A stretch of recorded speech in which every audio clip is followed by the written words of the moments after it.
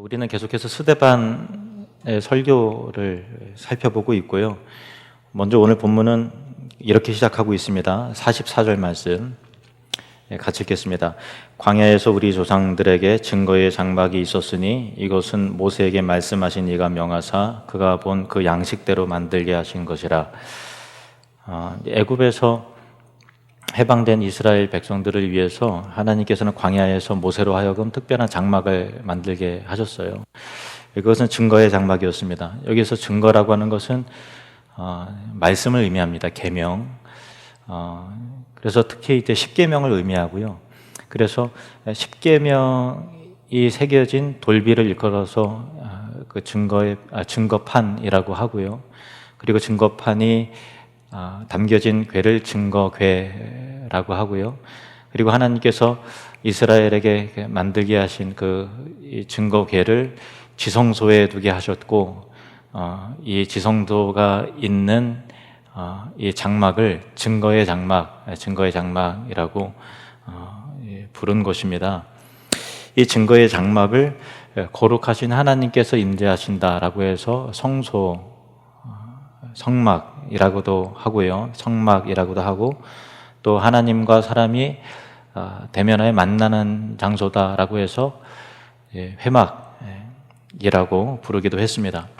그러나 그 장막이 어떤 이름으로 불리든 간에 그 장막의 중요성은 이름 그 자체에 있지 않고요, 이동성에 있었습니다. 하나님의 임재를 상징하는 그 증거의 장막을 사람들이 어디든 옮겨갈 수 있었던 그런 특징이 있는 것이죠. 근데 이것은 당시 인간들이 가지고 있는 신에 대한 어떤 그 개념과 상상 밖의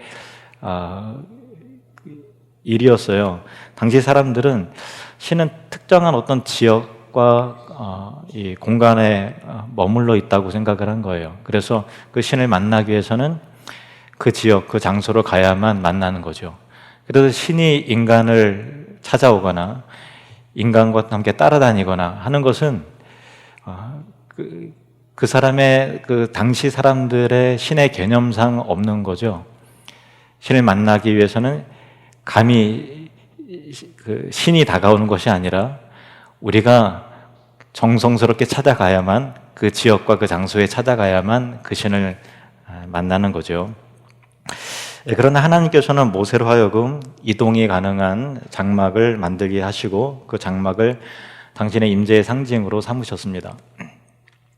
하나님께서는 시간과 공간의 지배를 받는 우상이 아니라 인간이 어디로 가든 인간과 함께 동행해 주시는 살아계신 하나님이심을 일깨워 주시기 위함이었던 것입니다. 하나님께서 그 증거의 장막을 광야에서 만들게 하셨다고 해서 그 장막이 광야용은 아니었습니다. 45절 말씀을 보시면 45절 시작. 우리 조상들이 그것을 받아 하나님이 그들 앞에서 쫓아내신 이방인의 땅을 점령할 때에 여호수아와 함께 가지고 들어가서 다윗 때까지 이르니라. 그러니까 40년에 걸친 광야 생활이 끝나고 모세 후계자 여호수아가 가나안 땅을 점령하여 입성하여 들어갈 때 이스라엘 백성은 그 증거의 장막을 메고서 요단강을 건너서 가나안 땅까지 같이 들어간 것이죠. 그리고 그 이후 다윗 때까지 약 480년간 그 증거의 장막, 성막은 이스라엘 공동체의 신앙의 구심점이 되었던 것입니다.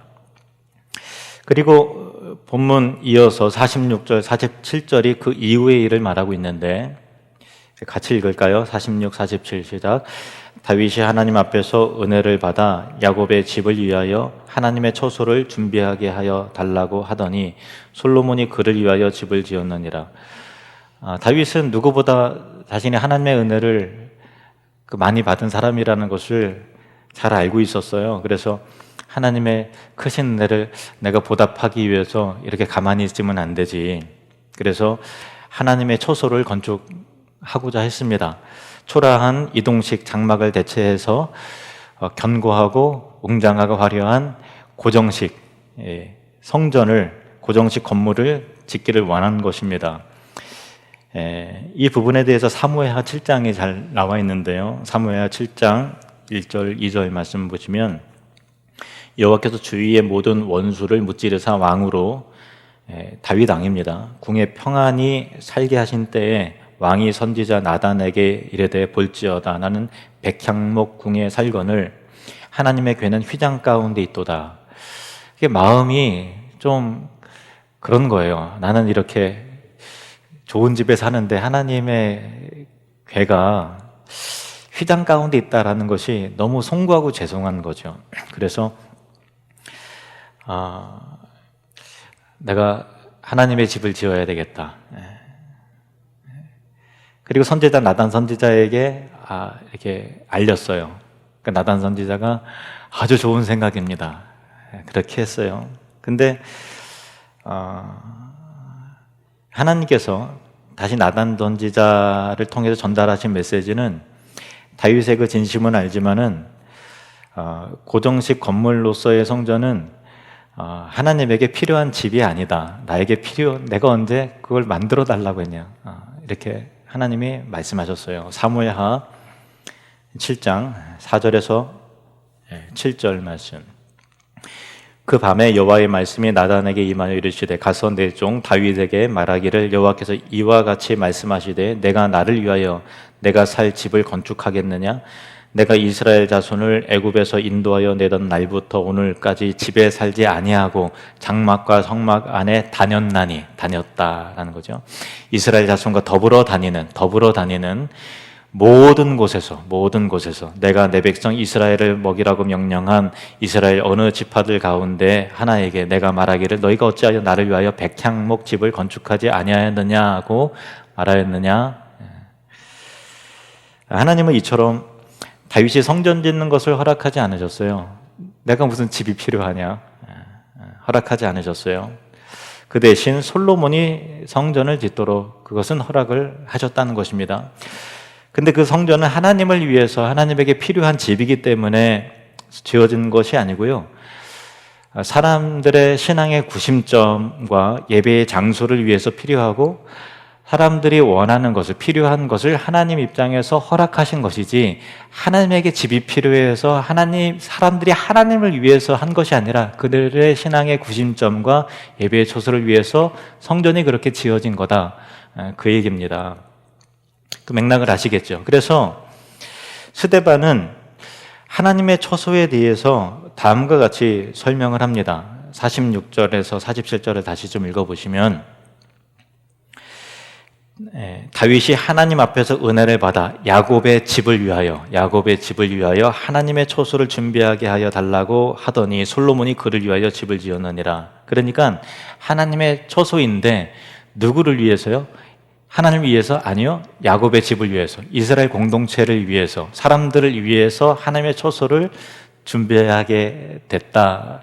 그 이야기입니다. 그러니까 이스라엘 백성을 위한 하나님의 처소였지 하나님 입장에서 자신에게 필요한 하나님의 처소는 아니었다는 거예요. 그래서 하나님이 인간이 원하는 고정식 성전을 허락하셨다는 것은 앞으로 하나님께서 그 성전 건물 안에만 머물러 계시겠다라는 의미가 전혀 아니었던 거예요. 그래서 솔로몬이 그 하나님의 그 마음과 뜻을 당연히 알죠. 다윗도 알죠. 그런데 우리 인간의 어떤 이 특성과 또 신앙의 구심점상 그 현실적으로 필요한 부분이었어요. 그래서 이 성전을 완공한 후에 감격 속에서 하나님께 참 감사하면서 자신의 소망을 담아서 고백하고 기도하는 그 내용 가운데 이렇게 고백을 합니다.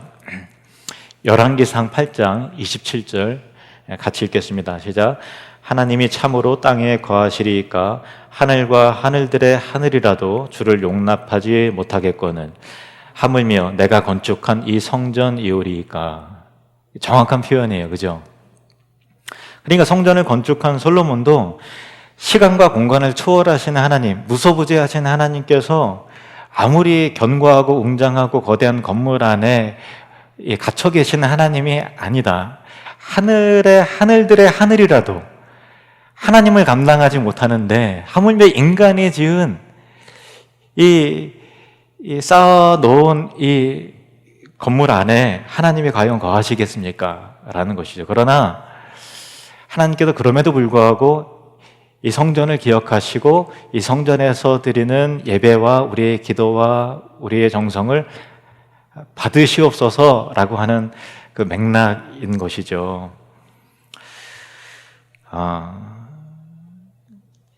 이처럼 솔로몬이 성전을 건축한 것은 이스라엘 백성들이 그 성전을 통해서 그들의 신앙을 하나로 묶는 구심점의 역할, 그리고 함께 하시는 무소부재하시며 거룩하신 하나님이 그들 가운데 늘 함께 하신다라는 것을 늘 확인시켜 주기 위함이었던 것입니다.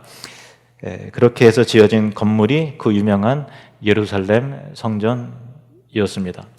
근데 솔로몬이 지은 성전이 얼마나 웅장하고 대단한지 우리가 눈으로 본 적은 없잖아요. 그림으로도 본 적은 없잖아요. 그런데 열왕기에 기록된 것을 근거로 살펴보면요, 성전에 사용한 모든 목재는 당시 최고의 품질이던 레바논 백향목을 사용을 했고요. 그리고 그 벌목을 위해서 동원한 역군의 수가 3만 명이었습니다. 그리고 이 돌을 쌓고 할 때 이 돌을 채석하기 위해서 했던 그 채석공의 숫자는 8만 명이었고요. 그리고 성전 공사 현장에 투입된 인부들, 짐을 나르고 했던 여러 가지 인부들은 7만 명이었습니다. 그리고 그 인부들과 그 모든 사람들을 감독하는 감독관, 건축의 감독관들 숫자만 3,300명이었습니다. 그 수를 모두 합쳐서 무려 18만 3,300명이 당장 7년이라는 그 대역사를 통해서 예루살렘 성전이 완공이 된 것입니다. 예루살렘 성전은 바깥뜰까지의 구역을 기준으로 볼 때 가로 300m 그리고 세로 500m의 크기였고요. 평수로 따지면 4만 5천 평이었습니다. 그리고 그 한가운데 세워진 성전 건물은 가로 120m, 세로 180m인데 건물 바닥 면적이 6,500평이고 지성소가 있는 성소의 건물의 높이만 따지면 지금으로 보면 한 15층 건물 높이의 건물이었습니다. 초대교회 당시 로마의 역사가 요세푸스가 실제로 예루살렘을 방문해서 그 성전을 보고서 그 감동받은 것을 이제 역사적으로 기록한 내용이 있는데, 그보다 웅장한 신전은 본 적이 없다라고 기록을 했을 정도입니다. 근데 사실 요세푸스가 본 예루살렘 성전은 무너진 성전을 헤롯이 다시 지은 거예요. 헤롯이 다시 지은 것인데도 불구하고 그렇게 웅장하고 거대하고 화려했다면 과거 솔로몬이 지은 성전은 얼마나 더 화려하고 웅장했을지 상상할 수도 없을 것입니다. 그래서 그 성전을 찾은 사람들은 누구든지 그 웅장한 성전의 규모와 분위기와 그 신적인 거룩함에 압도되어서 야, 정말 하나님 영광스러우시구나, 거룩하신 분이구나 라는 생각을 했었을 것입니다. 그런데 그 성전의 화려함과 웅장함과 상관없이 이스라엘 백성들은 참다운 예배, 진실한 예배를 드리지 못했어요. 그리고 거룩하시고 무소부재하신 하나님을 예배하기보다는 자신들 스스로를 종교적 틀에 가두어 버렸어요. 날마다 성전 안에서 어떤 형식적인 제사는 억지로 이루어졌겠지만 알맹이가 없는 거죠. 진심도 없고 내용도 없는 그런 것이죠. 그래서 그런 의도는 아니었지만 결과적으로는 자신들 의식 속에 하나님을 성전 안에 가두어 버렸어요. 그 성전 안에만 계신 하나님, 우리의 삶과 내 생활 속에, 내 가정과 나의 마음 속에 감찰하시는 무소부재하신 하나님이시라는 걸 잊고 그냥 성전 안에만 머물러 계시는 그런 하나님으로 참 인식하는 어리석음을 범하고 말았던 것입니다. 하나님께서 실제로 예루살렘 성전 안에만 갇히셨다라는 것은 아니죠. 근데 이스라엘 백성들은 성전 안에서의 예배의 형식이 신앙의 전부인 것으로 착각을 한 것이죠. 하나님께 드리는 제사와 예배마저도 형식적인 것으로 전락해 버렸어요. 하나님을 전심으로 사랑하는 마음과 거룩한 백성다운 삶을 잃어버리고 하나님 백성이지만 하나님의 백성다운 삶을 전혀 살아내지 못했던 것입니다. 그래서 급기에 하나님이 그런 이스라엘을 바벨론에 의해 심판하시기로 작정하시고 경고하시면서 선지자 예레미야를 통해서 하신 말씀이 참 충격적인 말씀을 하나님이 하셨어요. 예레미야 7장 1절에서 7절 말씀을 보시면 여호와께서 깨로부터 예레미야에게 말씀이 임하니라 이르시되 너는 여호와의 집 문에 서서 성전 문에 서서 그 얘기입니다. 이 말을 선포하여 이르기를 여호와께 예배하러 이 문으로 들어가는 유다 사람들아 여호와의 말씀을 들으라. 만군의 여호와 이스라엘 하나님께서 이와 같이 말씀하시되 너희 길과 행위를 바르게 하라. 그리하면 내가 너희로 이곳에 살게 하리라. 너희는 이것이 여호와의 성전이라 여호와의 성전이라 여호와의 성전이라 하는 거짓말을 믿지 말라. 앞부분 다시 보면 그러니까 예루살렘 성전에 서서 예레미야가 선포하는 지나던 사람마다 이것이 여호와의 성전이라 여호와의 성전이다 성전이다 하는 거짓말을 믿지 말아라. 그렇게 참 그 당시 사람들의 인식상 굉장히 충격적인 그런 선언을 하고 있는 것입니다. 5절에 그들의 문제가 뭐였냐 하면 너희가 만일 길과 행위를 참으로 바르게 하여 이웃들 사이에 정의를 행하며 이방인과 고아와 가부를 압제하지 아니하며 무죄한 자의 피를 이곳에서 흘리지 아니하며 다른 신들 뒤에 따라 화를 자초하지 아니하면 내가 너희를 이곳에 살게 하리니 곧 너희 조상에게 영원 무궁토록 준 땅이니라. 아멘. 예레미야 선지자를 통해서 하신 하나님의 말씀은 참 충격적인 거예요. 여호와의 성전이라 여호와의 성전이라. 그들 생각에는 여기가 당연히 성전이지 그렇게 생각을 했는데 그들의 마음 가운데 하나님은 그곳에만 그냥 갇혀 계시는 분이고 나 우리의 삶 가운데 내가 어떻게 하든 이웃에 대해서 또 우리의 삶이 어떤 방식으로 살아도 전혀 개의치 않고 성전 안에서 제사 드려지는 것으로 종교적인 행위로 그냥 만족해 여기 나는 할 바 다 했다라고 여기는 그런 인식이 하나님 앞에서는 얼마나 외식적이고 얼마나 혐오스럽고 얼마나 토하고 싶은 정도의 마음이라면 이것이 성전이라고 하는 거짓말을 너희는 믿지 말아라 라고 하는 것을 예레미야가 선포하라 이렇게 명하셨다라는 것입니다. 그래서 이스라엘 백성들은 예루살렘 성전을 찾아서 행하는 종교 행위만으로 종교적 의무를 다했다 이렇게 착각을 했다라는 것이죠. 우리의 삶 한가운데 계신 무소부지하신 하나님을 부정하고 하나님의 백성답게 살지 않으면서 이 성전에서 예배하는 종교적 의식은 다 필요 없다 하나님께서 말씀하시는 것이었습니다. 그렇게 하나님은 유대인들을 이스라엘 백성들을 책망하셨습니다. 근데 이것은 예수님 당시에도 마찬가지였어요. 당시 성전은 유대인들에게 큰 자부심과 자랑거리였습니다. 제자 중 하나가 예수님과 함께 성전을 바라보면서 선생님 보십시오. 이 얼마나 굉장한 돌들입니까? 이 얼마나 굉장한 건물입니까? 정말 뿌듯함과 그 자랑이 섞인 참 이 성전이 여기 있다는 게 얼마나 참 대단한 일입니까? 하는 그런 마음을 담아서 예수님께 말했을 때 그 제자의 감탄사에 예수님은 전혀 동의하지 않으셨습니다. 그 대신 차분한 어조로 말씀을 하셨습니다. 마가복음 13장 2절 말씀, 마가복음 13장 2절 같이 읽겠습니다. 시작.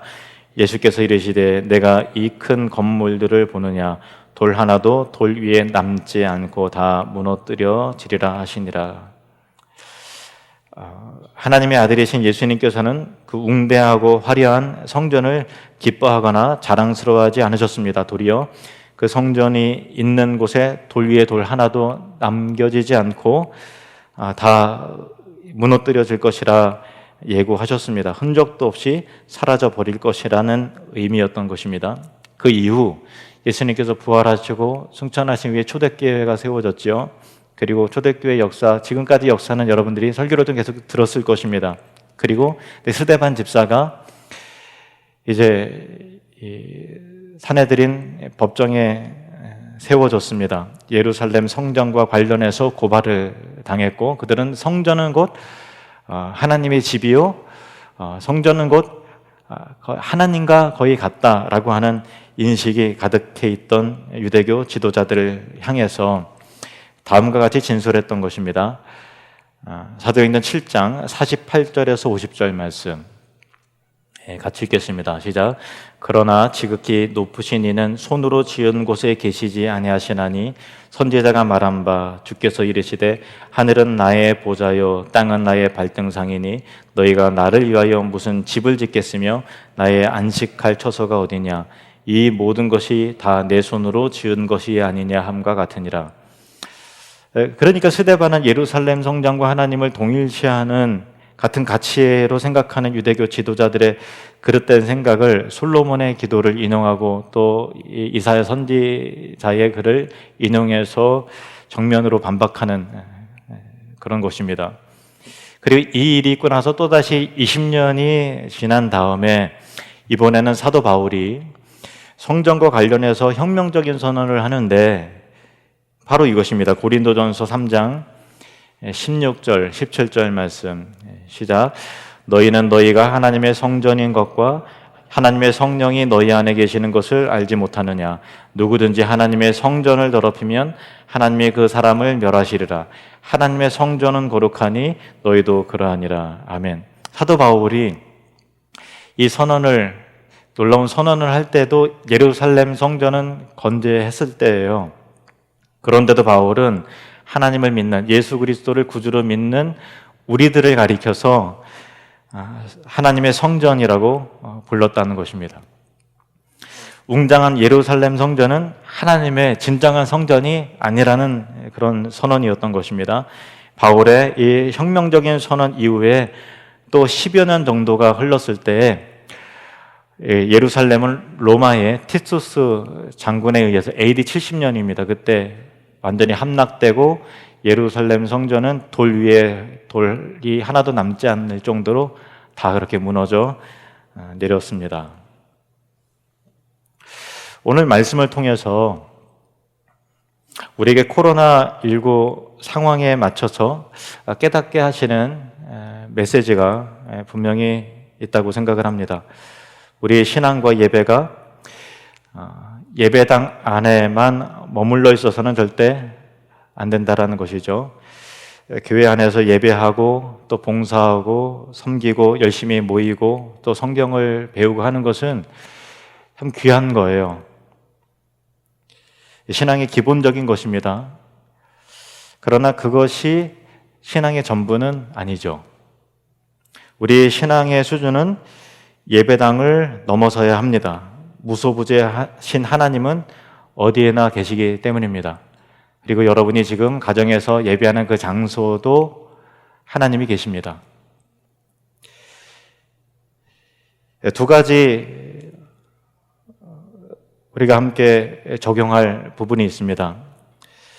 첫 번째는 두 가지 적용을 하고 말씀을 맺도록 하겠습니다. 첫 번째는 예배당 신앙을 넘어서는 예배입니다. 같이 한번 따라 볼까요? 예배당 신앙을 넘어서는 예배. 코로나19 상황에 의해서 지금 우리가 드리는 온라인 예배는 참 아쉬움과 한계는 분명히 있어요. 한계가 있고 아쉬움도 분명히 있습니다. 그러나 말입니다. 근데 특정한 건물 안에서 모여서 하는 예배만 하나님이 받으시는 예배다라고 주장하는 것은 전혀 성경적인 근거가 없는 거예요. 아까 말씀드렸다시피 건물 자체는 하나님을 위한 것이 아니라 하나님은 어디 안에 계시죠. 사람을 위한 것이죠. 그래서 건물이 필요 없다는 게 아니에요. 필요하죠. 너무 또 극단적으로 이게 필요 없다. 형식이 있어야 내용도 담기는 거니까 이런 건물이 필요하죠. 그래서 온라인 예배라도 이렇게 영상을 찍고 또 이렇게 또 찬양팀도 있고 또 하는 걸 통해서 또 예배도 또 드린 거니까 그런 것들을 부정해서는 안 돼요. 그런데 예배당에 와야만, 이 건물 안에만 모여 있어야만 진정한 예배가 되고 하나님이 받으시는 것처럼 이렇게 하는 것은 마치 참 그 예수님 당시에 유대주의자들이 주장했던 것과 같다라고 하면은 그분들이 막 화를 내겠지만 그 정도까지는 아니지만 그래 조금 더 가면 야 참 전혀 좀 성경적이지 않은 것을 말하는구나, 그런 생각이 좀 들게 됩니다.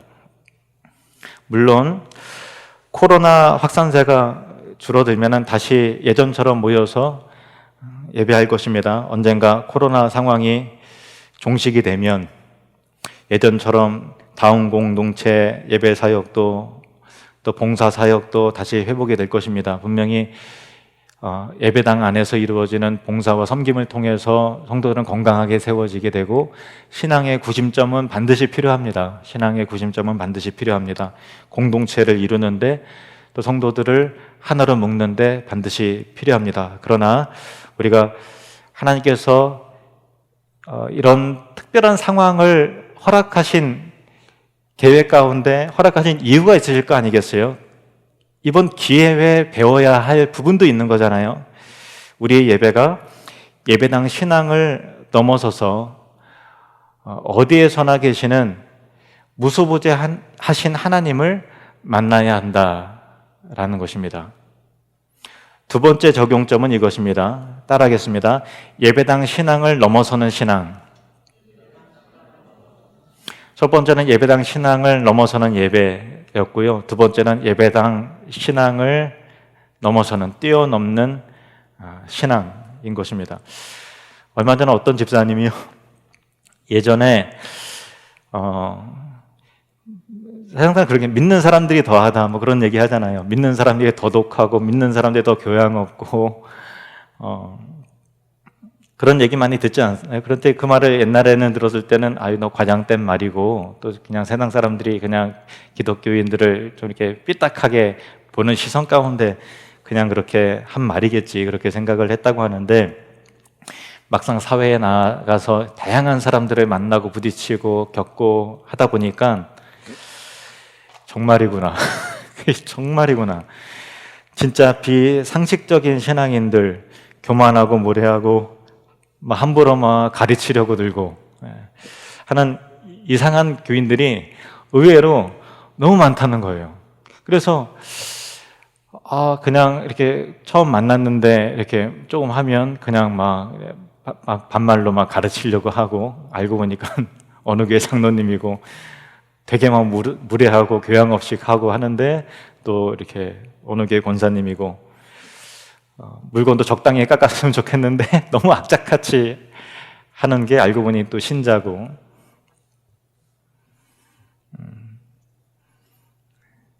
바로 우리가 그렇다는 거지요. 그 모든 것들이 기독교인들의 신앙 수준이 예배당 안에만 갇혀있기 때문에 그런 거예요. 머리로는 알죠. 이 무소부재하신 하나님이라는 거, 그럼 누가 모르는, 기독교인 중에서 모르는 사람들이 어디 있겠어요. 그런데 그들의 신앙 수준은 예배당 안에서만 그것이 전부인 거죠. 예배당 안에서의 종교적 행위가 신앙의 전부인 것으로 그렇게 박혀있기 때문에 그런 것입니다. 고린도전서 3장 16절 말씀을 보시겠습니다. 고린도전서 3장 16절 시작. 너희는 너희가 하나님의 성전인 것과 하나님의 성령이 너희 안에 계시는 것을 알지 못하느냐. 너희는 너희가 하나님의 성전인 것과 하나님의 성령이 너희 안에 계시는 것을 알지 못하느냐. 특정한 건물이 성전이 아니라 우리가 성전이고 여러분이 성령이 계신 성전인 것입니다. 우리 자기 자신에게 가슴에 손을 얹고 이렇게 한번 고백해 볼까요? 내가 성전입니다. 내가 성전입니다. 한 번 더, 내가 성전입니다. 우리 안에 성령 하나님께서 계십니다.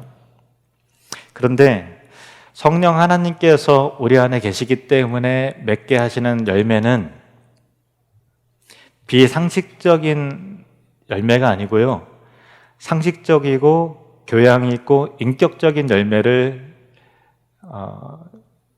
맺을 수밖에 없어요. 왜냐하면 성령님께서는 인격적이신 분이기 때문에. 그런데 갈라디아서 5장 22절에서 23절 말씀을 보시면, 갈라디아서 5장 22절에서 23절 같이 읽겠습니다. 시작. 오직 성령의 열매는 사랑과 희락과 화평과 오래 참음과 자비와 양선과 충성과 온유와 절제니 이 같은 것을 금지할 법이 없느니라.